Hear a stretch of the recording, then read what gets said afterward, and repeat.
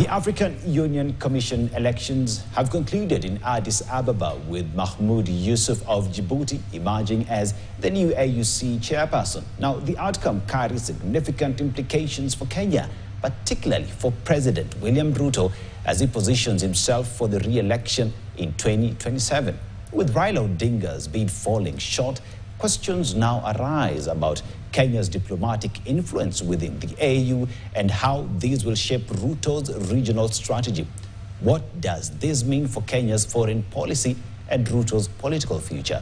Our analyst Ambrose Weda, an advocate of the High Court, Maliba Arnold, a public policy expert, is making his way here, and Annabel Bombui of the Commonwealth Youth Council break it down for us. Good evening, lady and gentlemen. Now, as we have this discussion on matters to do with the AU, questions arise. What the way forward for Kenya? I start with you as we have this discussion. Good evening, everyone. My name is Annabel Wambui Kabondo, and I'm in charge of trade and entrepreneur development at the Commonwealth Youth Council. And I would like to start by congratulating Mohammed Yusuf for garnering the position of the AU chairperson. And for me, what I would say is, this is not a loss for Raila Odinga. It is a loss for Kenya. But even if we didn't get the seat, it is not a defeat, because we will still continue pushing for a diplomatic agenda through other regional bodies. We have the IGAD, we have the EAC, and we'll also look at trade in terms of the African Continental Free Trade Area. So those will be some of the channels that we are going to choose to push our agenda as Kenya in the diplomatic policy. Yeah. Ambrose, what would have been the reasons why Raila Odinga did not get this vote? Thank you so much, viewers, and good evening. My brother, I think let me say that we congratulate the winner. I also congratulate Honorable Raila Odinga and His Excellency the President, William Samoei Ruto, for the formidable work they have put across, the fight, the organization, the resources, and the way they've conducted the campaigns. I think it is good. It shows that basically Kenya is strong in the region. Kenya is focused. The president seems to be very organized. This is the first time that Kenya has put its feet in Africa strongly. Strangely, I can see you people writing headlines like back to sender. But you can see that over the years, the readership, the believability is dwindling. And unless people are becoming more brilliant, because this is a national show. This was for us as a country. This was for us as Kenya. Before you put Raila or you put Ruto, it was before for us. If you travel outside, then you will get to know how good it is to carry the passport of Kenya. Just over December, I was in Singapore, and I was one part of Singapore, and there was a huge photo, a huge billboard carrying the name of Eliud Kipchoge. It was there, and when we went to one of the KFCs, they asked me, "You come from Kenya?" Hey, the land of Kipchoge. Now here, you people are cheapening great things. Carry a Kenyan passport and carry a Nigerian passport, then you will know that you are lucky to be Kenyan. There was a time I was traveling to the US. We made friendship with somebody in the plane, a Nigerian. Almost my age mate, we were chatting, talking nicely. Then when we reached Chicago and went into Alight, I was saluted. They looked at my passport, welcome. And the other guy was like, hey, stand here. For nothing. So I think it was good for Kenya. What has happened is unfortunate. We have lost as a country. Next time we'll put in a formidable fight. This is not the first time. Amina Mohammed was also a candidate. But we didn't put so much energy, we didn't put so much resources, and that is why that candidature was not taken seriously. So I congratulate this. What does it mean for Kenya? Kenya will grow stronger, it will fight again. And I think it is a good show. we did not clinch it because I think these other blocks, once they have closed their eyes, they close it, they look at religion, they look at all these things. And then we have some of our friends who are jealous because Kenya's economy, Kenya as a country is ahead of them. Mm-hmm. We have problems with Tanzania here. They even kill our chicken. They take our cows. And we're neighbors. Mm-hmm. But Kenyans don't see, Kenyans just see Ruto, Raila, elections, 2027, whatever. That cannot be. Ruto defeated them when Raila and who were combined. So this thing of it is a savior with Raila, whatever. Let us learn to look at our country first and say, here we did well. When we come back domestic, we will fight as Kenyans. When we are going out, we go as a united front. When we are cheering our teams, when we are cheering our runners, we don't look at them, this is UDA. This is UDA. Or we just say, keep together, we have won Olympics. Yeah. That is the spirit of people who are great. And Kenya will continue to be great, I can assure you.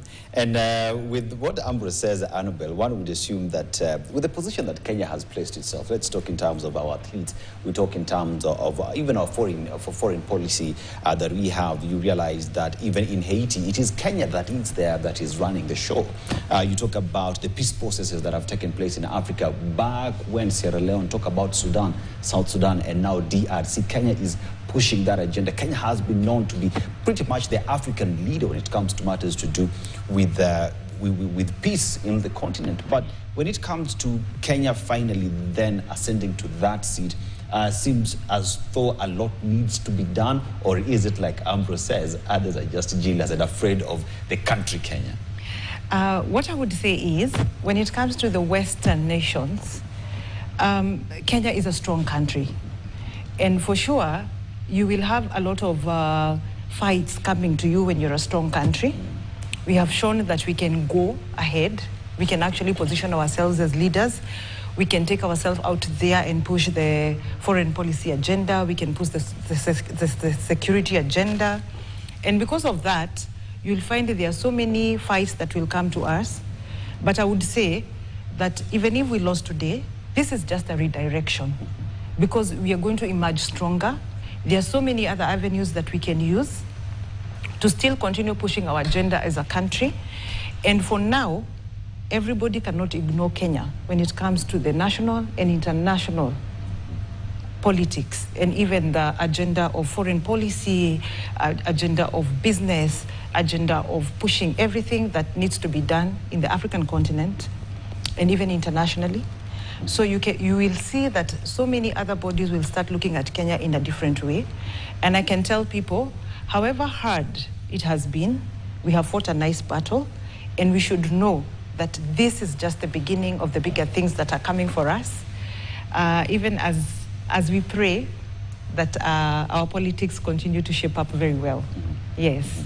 Ambrose, now, the man Raila Odinga is a man, one political pundits say has changed the game at the African Union, because never before has much focus has been given into the position of chairmanship, as we see with the entry of the man Raila Odinga. Yes. And with that shows the power that the man has, the influence that he has, and pretty much perhaps even the policies that were in place in his manifesto. He talked a lot about matters to do with silencing the guns. He talked about having the single passport, monetary policy in the continent. I know that is something that was started way back by one Muammar Gaddafi, and pretty much just also pushing the agenda of having a borderless Africa as some of the issues that Raila was giving on that platform. He is coming back home. And with that, Kenyans have said, come back home so that you help us fix the issues that we have in the country. With Raila coming back, matters to do with the opposition, the court spoke about it.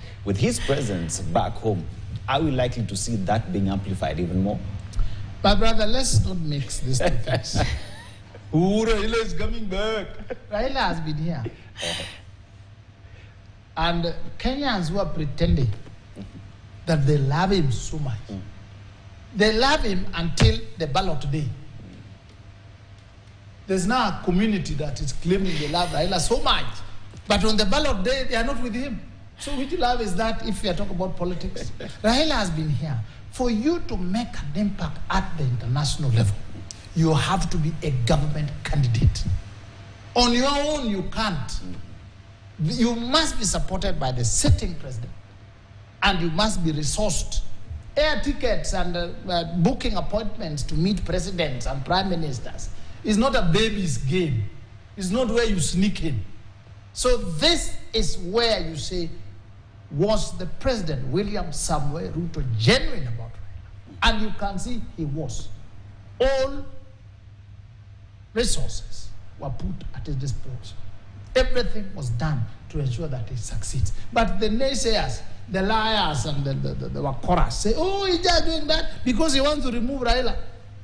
He defeated them when they were both here. Uhuru, my friend, was in State House, backing Raila. Aliwashinda. So this thing of is just trying to remove Raila, that is parochial way of looking at a serious issue. It is a seat that if even after 4 years, we will still insist as a country that we forward another candidate until one day we get it. Because if you know the aroma that it brings to the country, then you would say, let us also get it. It is not about local politics. Local politics are coming in 2 years. 2 years. Even now, there's a broad-based government supported by Raila. So this opposition people are talking about, Raila is good when he's helping you people to make noise.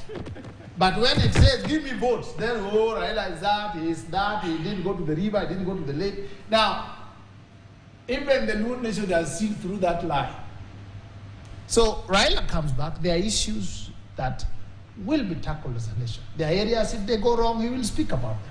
The areas when they're right, he'll talk about them. We will build this country together. We will debate. We will criticize one another. We will correct the president where he goes wrong. We will support him where he is right. We will work together. I know people don't want to pay taxes. I don't want to pay taxes. But there's no country, the whole world, which is built without taxes. We are here, we are not being beaten up by thugs because taxes are paid. It is only that those who have pay slips, they are so loud about the taxes they are paying, the little taxes they are paying. I wish they knew that somebody like Ambrose Weda here, who is an entrepreneur, the VAT I pay for the rent I pay in my law firm will shock you. VAT on rent. Where you pay for housing, which at your age you can get the house. You don't want to get the house. Me, my age bars me from getting it. You are making more noise than me, and we are paying all of us. SHA, which is meant to help those of us who can't pay. We make so much noise. Oh, I'm not paying. It is a kind of tax. It's a kind of payment that you always ask God. God, I have paid SHA. Like me, I paid 42,000 this year. And I told God, God, make sure that I don't use this money. Make sure any member of my family does not use it. This is a donation I've given. But you hear people say, I pay and I don't use it. Do you want to pay medical and be sick so that you use it? Some of you are sick. So we are saying, Hon Raila is one of our pillars. Pillars in government, in governance, pillars in democracy, pillars in various corners. Sometimes he's the big guy that you hide under if you want to attack big people.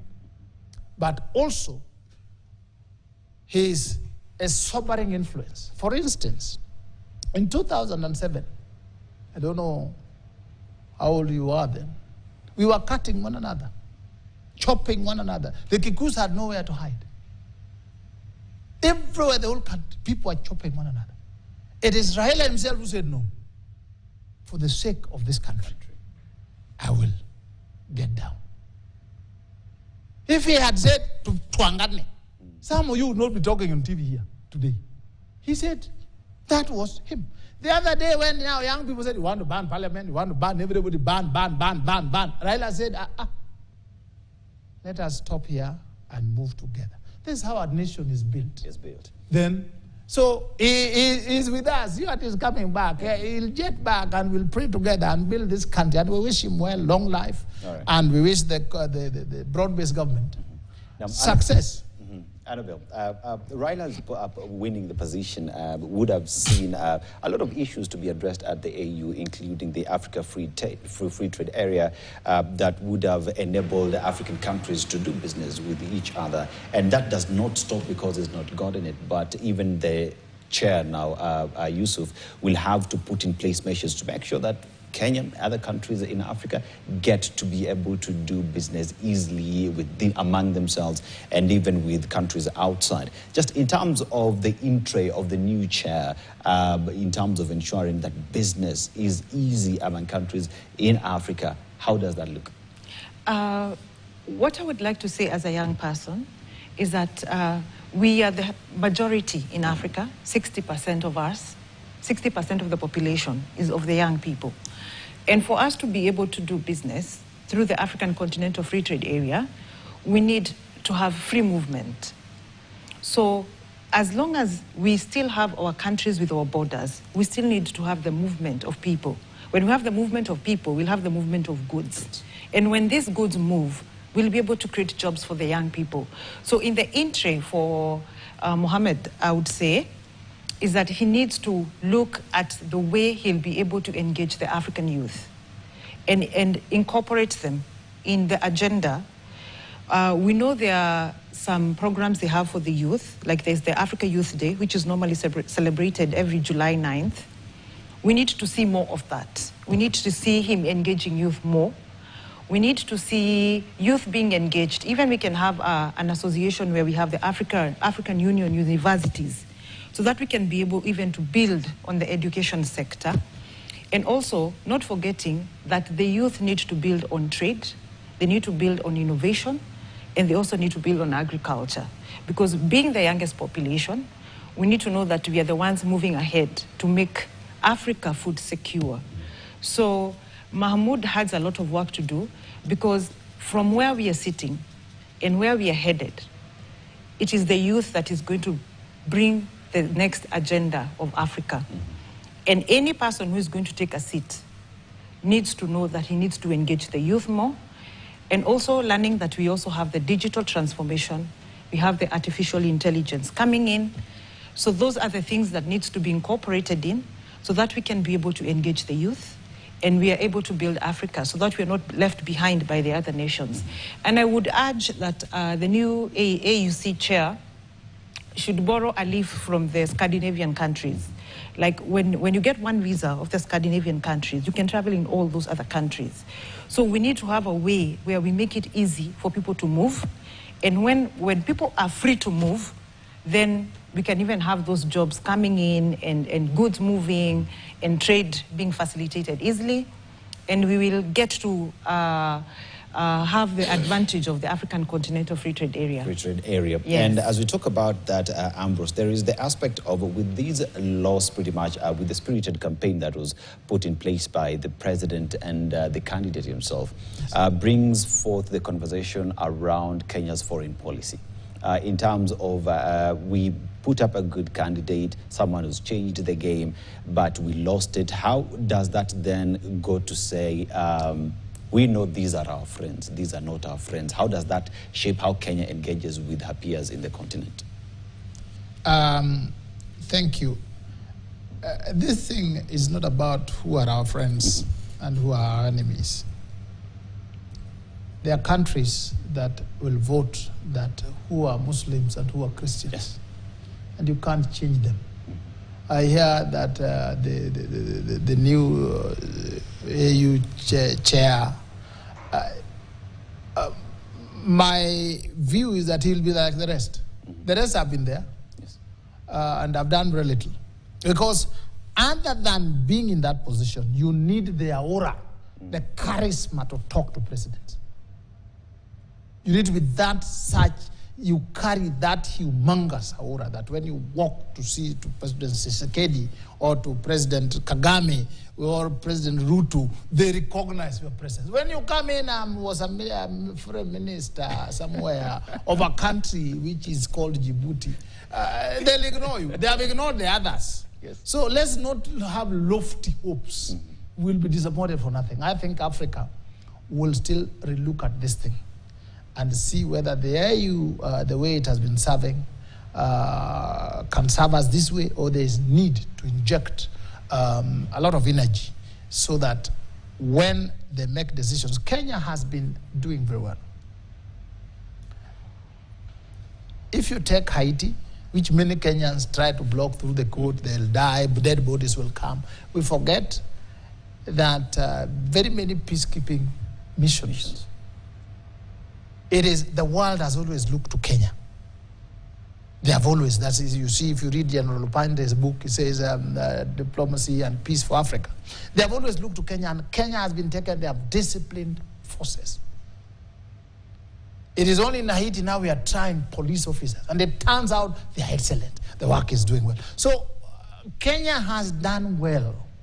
Being the sixth, I think the fifth or the sixth largest economy in Africa, we have done well.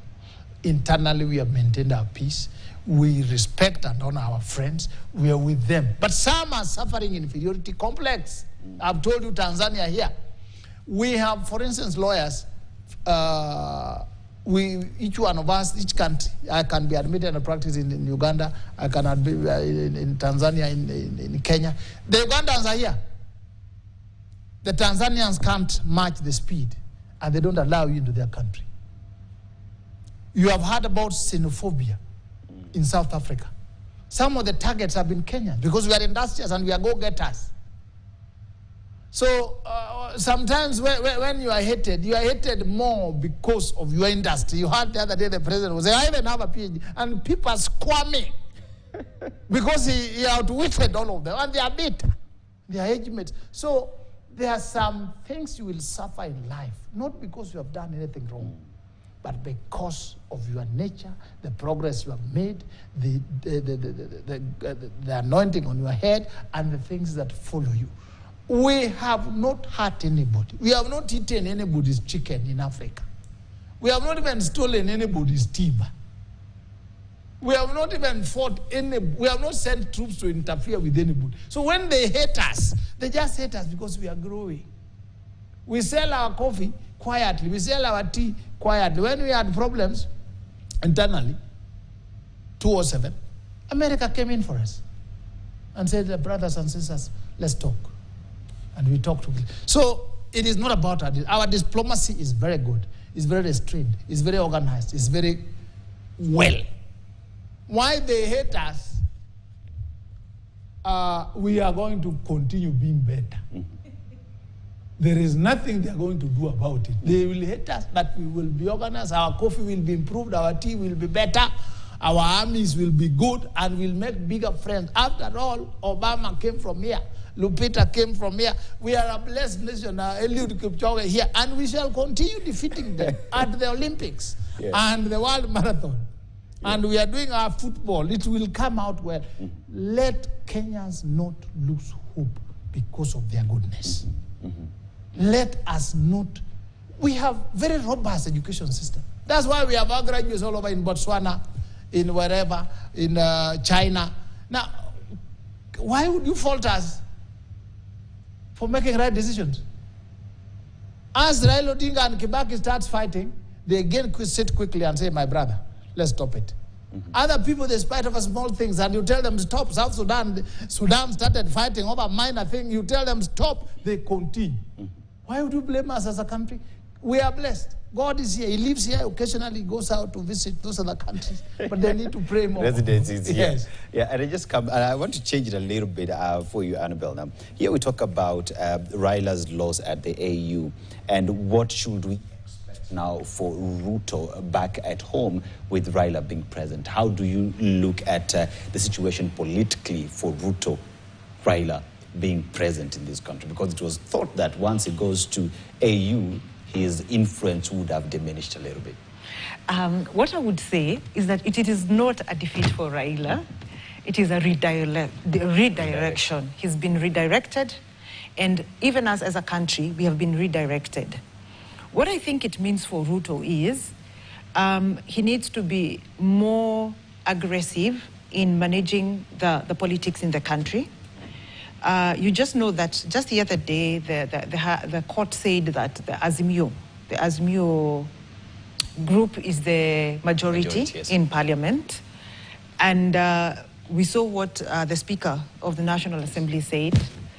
So we have to know that things are going to change a little bit, that of course that will be challenged again in case the Speaker does not tone down. Definitely, I'm sure the Azimio team will be going back to court to fight for that.